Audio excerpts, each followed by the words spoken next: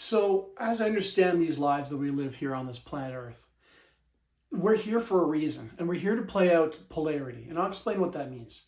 We're here sometimes to be the sick person, sometimes we're meant to be the healthy person, we're meant to be the poor person or the wealthy person. These polarity, male and female, these or masculine and feminine within ourselves.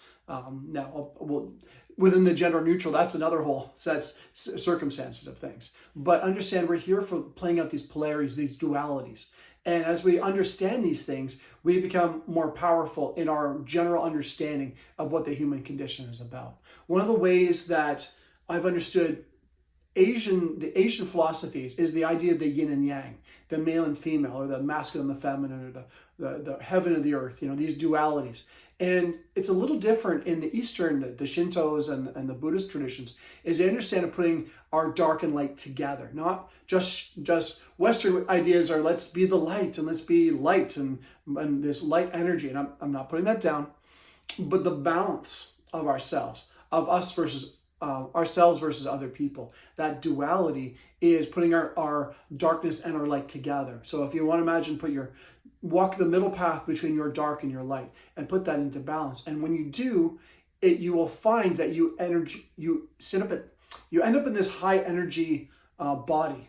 And this high energy body is very capable of doing a lot of things. So instead of trying to be your light and disregarding your darkness, put them together and make them whole, make them balance. And in that line of masculine, feminine, dark and light, heaven and earth, self and others, that duality, put them together and find out where the situation brings out the self versus others, the high versus low. And let that be a natural process by putting all these parts together and integrating your dark and your light together. And dark, I'm not talking about doing evil things. I'm talking about selfish things versus, we'll say that the dark is self and giving is light. The giving and receiving balance is putting the dark and light together. Okay, so the self and others. That duality putting together is walking that fine path between the two. And that actually puts us into the high state of awareness within ourselves and high state for what we can be capable of.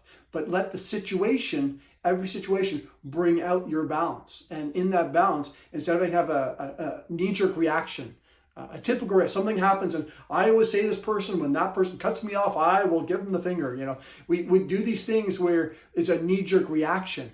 But when you hold that energy of your dark and light together, you actually can be in that neutral state and you have creative expressions and creative awarenesses and creative abilities to deal with every situation. So I would say, think of like a volume switch and let your curiosity or your compassion or your connection or your balance bring forth a unique response to situations if one's called for.